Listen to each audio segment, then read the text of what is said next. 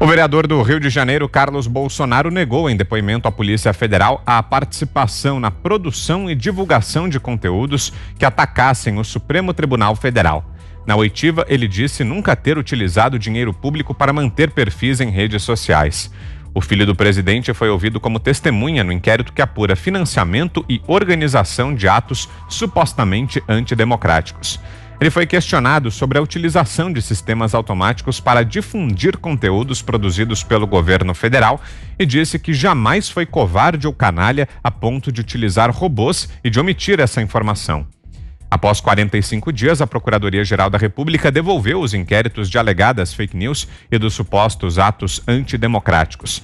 Segundo a Folha, o material que retornou ao STF não traz grandes novidades. A avaliação de quem viu o conteúdo é de que a PGR quer deixar os casos esfriarem.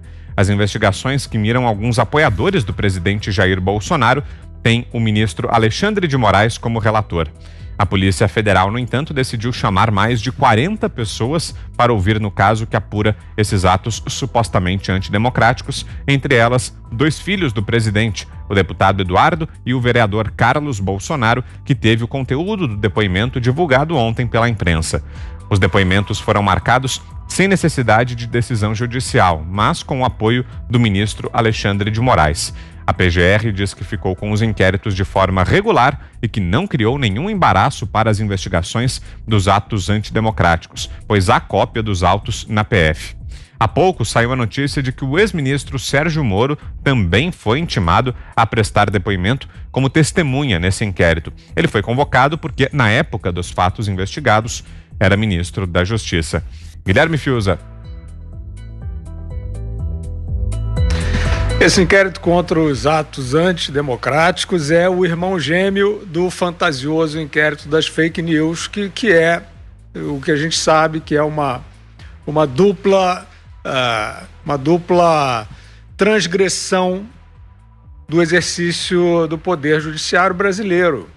Esses inquéritos eles estão repletos de provocações, esses inquéritos estão repletos de avanços sobre as liberdades, né? Já falei aqui anteriormente, quem não estava acompanhando, vou dizer rapidamente.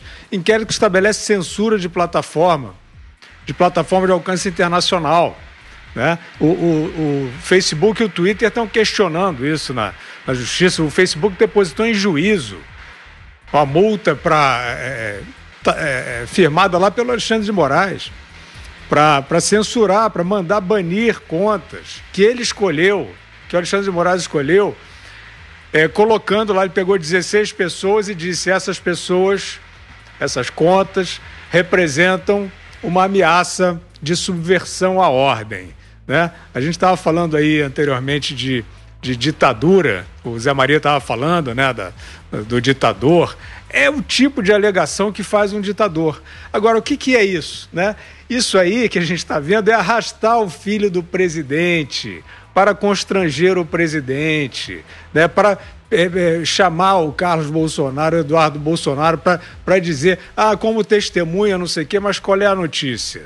É que os filhos do presidente foram lá ter que se explicar se instigaram ou não uma milícia digital dessa maluca teoria conspiratória, dessa ideia idiota, infantil, de um gabinete do ódio, né? Que uma bolha, que um pedaço aí decadente de imprensa fica estimulando para dizer que a manifestação orgânica que tomou conta das redes sociais e que não é bolsonarista coisa nenhuma, é opinião pública se manifestando de uma maneira orgânica, legítima, né? A imensa maioria do que se vê nas redes sociais e que eventualmente resultou em apoio ao governo e à agenda do governo, principalmente, muito mais do que ao governo em si, isso é uma emanação da liberdade de expressão. E ficam esses paranoicos aí do Supremo Tribunal Federal com esses inquéritos absurdos que estão sendo questionados no mundo inteiro, criando, na verdade, rusgas, criando pantomimas, criando formas de constranger o presidente.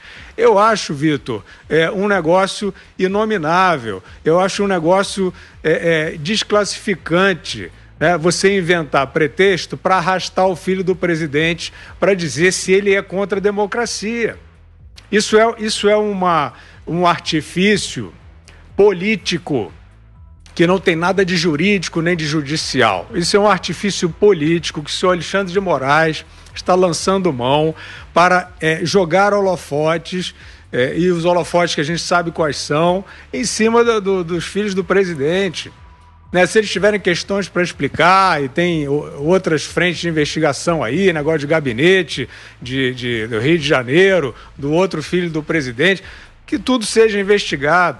Agora, esse teatro, você chamava, é lógico que é para isso, como testemunha, é lógico que é para isso, é lógico que é para colocar na foto, para colocar na manchete o filho do presidente se explicando se ele é um miliciano contra a democracia.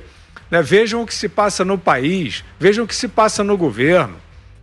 Tragam, se tem investigações para se fazer em relação à ameaça à democracia, tragam os indícios. Onde estão os indícios?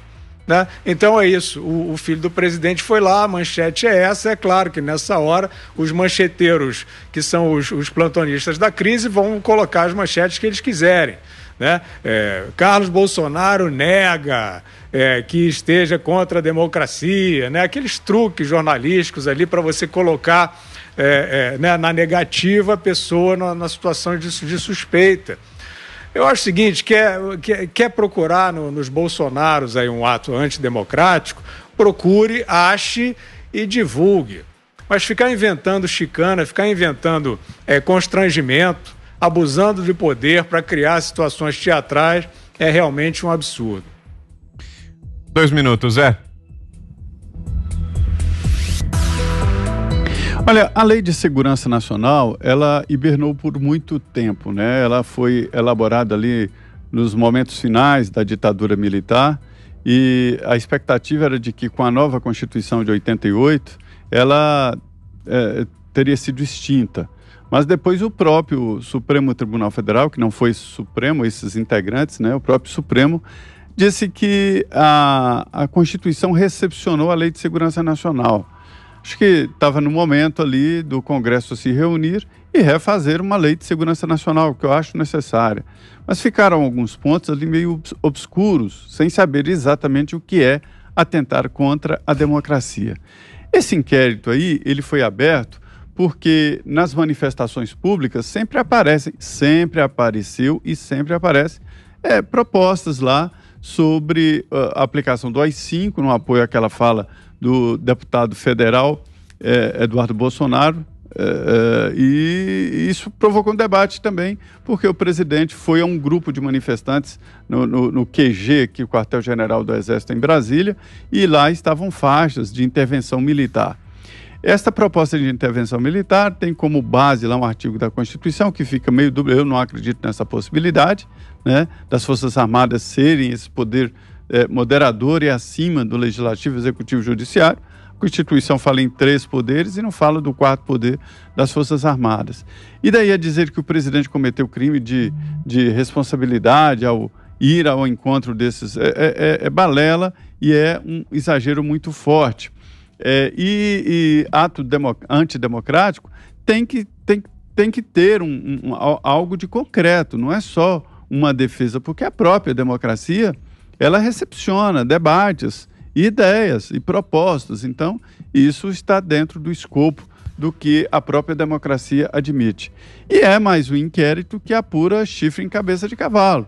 Quer dizer, convocar o filho do presidente da República para prestar depoimento gera notícias negativas para o governo e assim por diante. E o Carlos Bolsonaro, que é vereador no Rio de Janeiro, mas está sempre aqui em Brasília, ele realmente não atua no submundo. Ele atua no mundo, põe a cara à tapa e fala de peito aberto. Essa é a característica dele. É uma característica até criticada por aliados, mas é a característica dele, é o jeito dele e não de atuar. E essa história aí de gabinete do ódio, onde é que mora, onde é que fica o gabinete do amor, 2 minutinhos para você também, Ana, queremos ouvi-la. Outra aberração jurídica, Vitor? Acho que a frase do Zé é perfeita. Chifre em cabeça de cavalo. É a mesma coisa, é o mesmo modus operandi de fogo na Amazônia, fogo no Pantanal, a própria MP do saneamento básico, né? A gente chegou a ver, inclusive parlamentares da oposição dizendo que aquilo ali enriqueceria empresas privadas e não levaria saneamento básico a quem precisasse. A própria história da reforma da Previdência também, quantas vezes nós não abrimos os jornais e vimos os pobres ficarão sem dinheiro, os velhinhos ficarão sem aposentadoria. É a mesma coisa, você colocar num escopo o nome de qualquer filho do presidente ou qualquer pessoa ligada ali diretamente com o presidente e a palavra antidemocrática ou ditadura ou AI-5, isso aí gera um barulho muito proposital nessa imprensa cada vez mais militante, que até hoje, a verdade é que até hoje não aceitou os resultados das urnas de 2018, como acontece aqui nos Estados Unidos também, Vitor. Desde 2016, quando Donald Trump foi eleito, até hoje, agora pouco menos de 2 meses da próxima eleição presidencial, é o mesmo modus operandi e aqui já antecipo. Agora nós veremos aqui nas próximas semanas, podem escrever mais assédio sexual do presidente, mais investigações da Rússia, porque a verdade é que não aceitam as urnas, os resultados das urnas das últimas eleições presidenciais, tanto no Brasil quanto aqui nos Estados Unidos. A verdade é essa, Vitor.